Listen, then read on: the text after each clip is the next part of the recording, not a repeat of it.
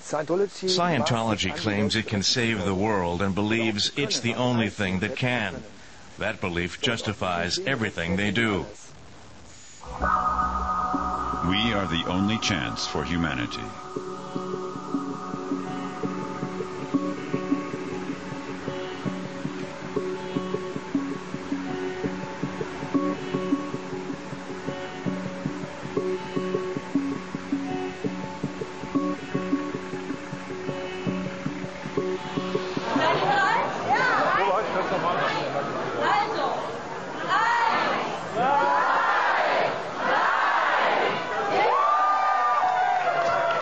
Scientology has a new headquarters in Berlin.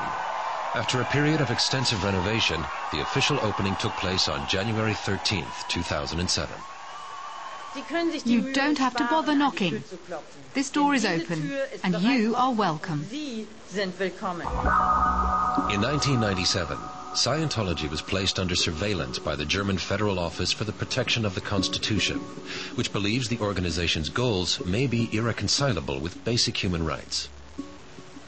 Sabine Weber is one of the most powerful Scientologists in the country. She's president of the Church of Scientology in Berlin and its spokeswoman for Germany. Our cameras were not the only ones rolling for the interview. Weber brought in her own as well. A trusted Berlin church member also taped the interview.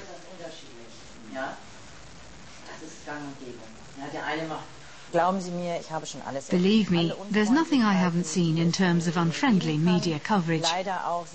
Unfortunately, some reports have been manipulated, and we had to do something about it. On the one hand, we wish to be open. On the other hand, I need to protect myself.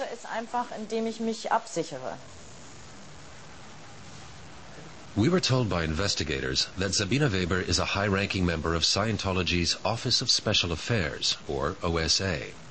The German government believes it may be the biggest privately organized secret service in the world. The German branch of the OSA is known innocuously as the Press and Legal Office.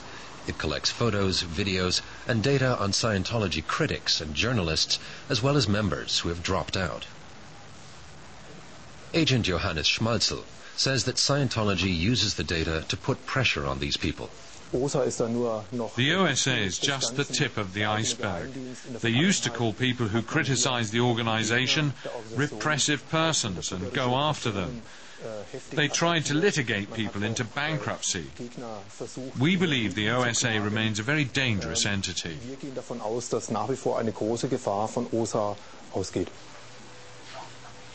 Reading Scientology publications and speaking with Scientology dropouts yields two very different impressions of the organization.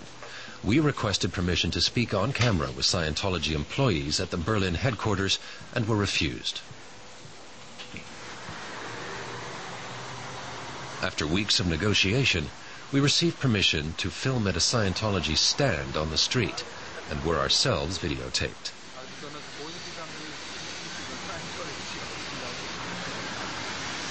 Passers-by are not told about the connection between Dianetics and Scientology at first.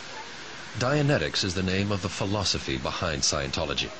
The counselors work with something called an e-meter, a kind of lie detector. The Scientologist explains to his subject that she does not have to answer any questions, and then he lets her know that he's from the Church of Scientology. The young woman is shocked at first, then decides to take off the sensors and leave. She doesn't want to have anything to do with Scientology. The Scientologist accepts the response.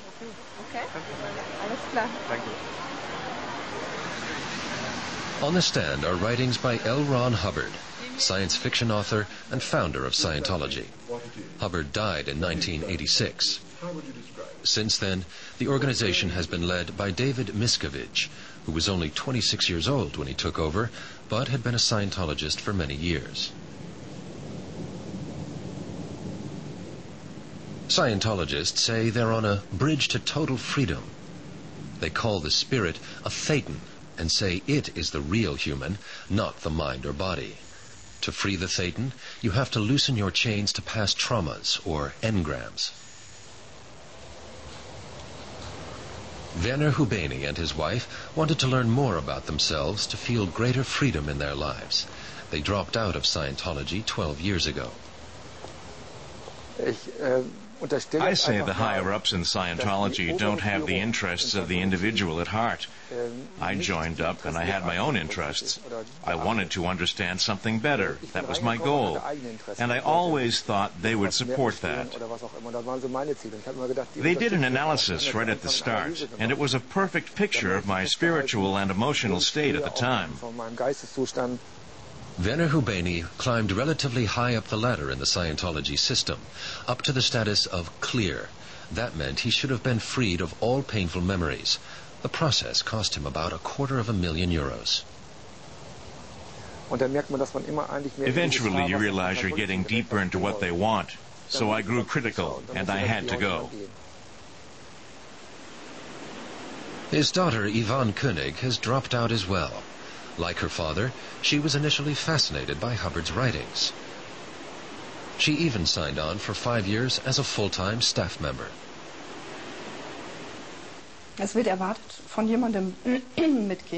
A mother with a young child at home like me is expected to show up at noon. There's a brief greeting, everyone gets together in a room, and it's open-ended, even if it goes until 10 in the evening. 10 is usually the close of business. That's when they want you to start stuffing envelopes, sending out magazines and so on. So you end up staying there till 3 in the morning.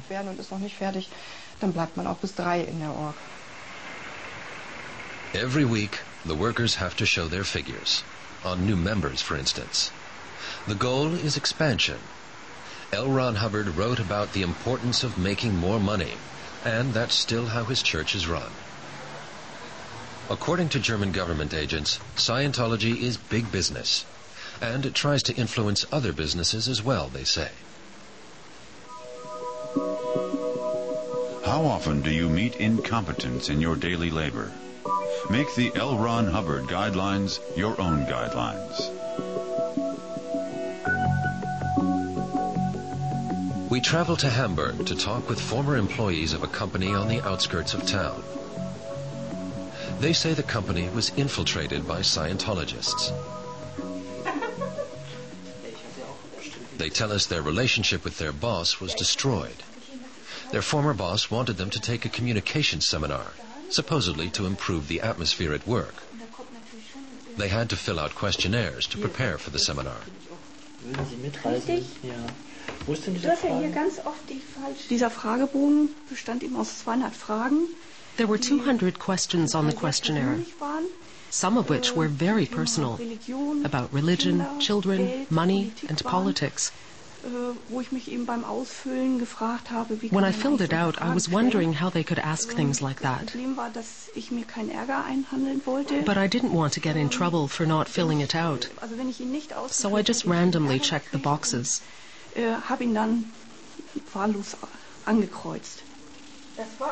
Two-thirds of the questions came from the Scientology personality test. Government investigators warn that the test is meant to unsettle and shock people with the goal of driving them into Scientology's arms. There were some very intimate questions, personal questions. For instance, do you sometimes feel as if you're dreaming? Does life seem worth living? Do you have many friends? Do you have few friends? Do you sometimes toy with the idea of suicide?